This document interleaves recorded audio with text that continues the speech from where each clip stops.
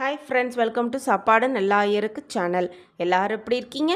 எல்லாரும் நல்லா இருப்போம். நம்ம சேனலில் என்ன சப்ஸ்கிரைப் பண்ணாதவங்க சப்ஸ்கிரைப் பண்ணிக்கோங்க. அப்படியே பக்கத்தில் இருக்க பெல் ஐக்கானையும் கிளிக் பண்ணிக்கோங்க. அப்போ தான் நம்ம சேனல் போடுற எல்லா வீடியோஸும் உங்களுக்கு நோட்டிஃபிகேஷன் வரும். வாங்க இப்போ வீடியோக்குள்ளே போகலாம். ராஜ வாழ்க்கை 100% உறுதி. இந்த சக்தியை பற்றி தெரிந்தால் இந்த நல்ல நாளில் முருகப்பெருமானின் பரிபூரண ஆசிர்வாதத்தை பெற்று நம் வாழ்க்கையும் ராஜ வாழ்க்கையாக மாறி நம் வாழ்க்கையை மகிழ்ச்சிகரமான வாழ்க்கையாக கொண்டு செல்லலாம். முருகப்பெருமானுக்கு கிரியா சக்தியாக தேவயானையையும் இச்சா சக்தியாக வள்ளி தேவியையும் அமர்ந்திருக்கின்றனர்.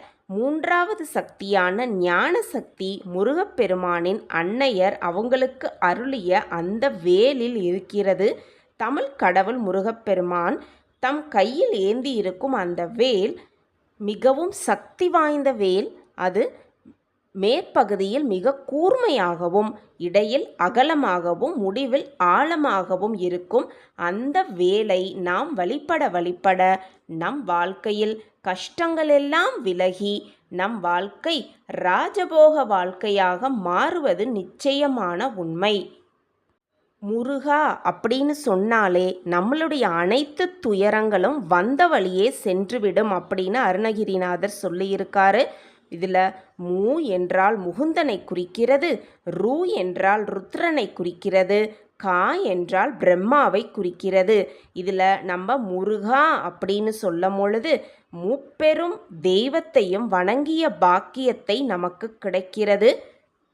ஓம் ராம் ஸ்ரீராம் ஜெய ஜெய ராம் இப்படி சொல்லும் பொழுது ராம நாமத்தை ஒலிக்கும் இடத்தில் ஸ்ரீ ஆஞ்சநேய பெருமான் வருவார் என்பது ஐதீகம்.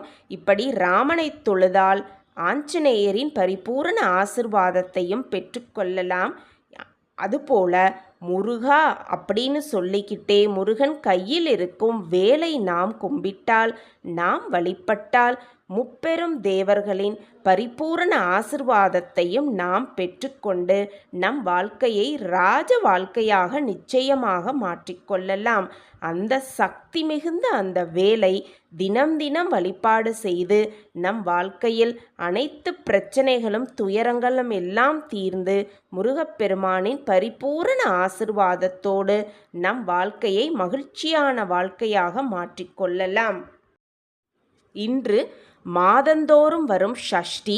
இந்த ஷஷ்டி நன்னாளில் முருகன் கையில் இருக்கும் அந்த கூர்மையான அகலமான ஆழமான வேலை மனதார நினைத்து வேண்ட நம்மளுடைய துன்பங்கள் எல்லாம் துளைந்து மகிழ்ச்சியும் சந்தோஷமும் கூடி வருவதை நாம் கண்முன்னே பார்க்கலாம். இந்த நல்ல நாளில் காலையில் ஏந்திரிச்சு குளிச்சுட்டு முருகப்பெருமான்கிட்ட ஒரு நெய் தீபம் இல்லை நல்லெண்ணெய் தீபம் ஏற்றி வைத்து முருகப்பெருமானுக்கு மிகவும் உகந்த கவசமான கந்தசஷ்டி கவசத்தை வாயார பாடி இல்லை வீட்டில் ஒலிக்க செய்யலாம்.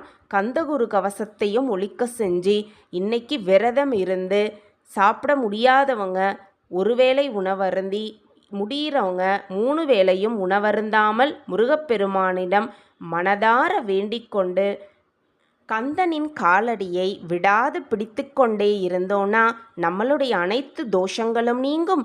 ஒரு கெடுதலும் நம்மிடமும் நம் வாழ்க்கையிலும் அண்டவே அண்டாது.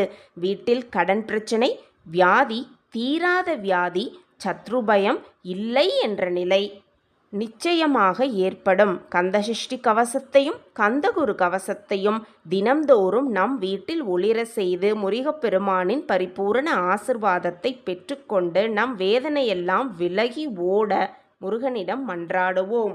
நம்ம சேனலை நீங்கள் ரொம்பவே சப்போர்ட் பண்ணிக்கிட்டு வரீங்க. எனக்கு ரொம்ப சந்தோஷம். எல்லா ஃப்ரெண்ட்ஸுக்குமே ரொம்ப தேங்க்ஸ். இந்த பதிவு உங்களுக்கு பிடிச்சிருந்ததுன்னா ஆதரவு தாருங்கள். முருகப்பெருமானின் ஆசிர்வாதத்தோடு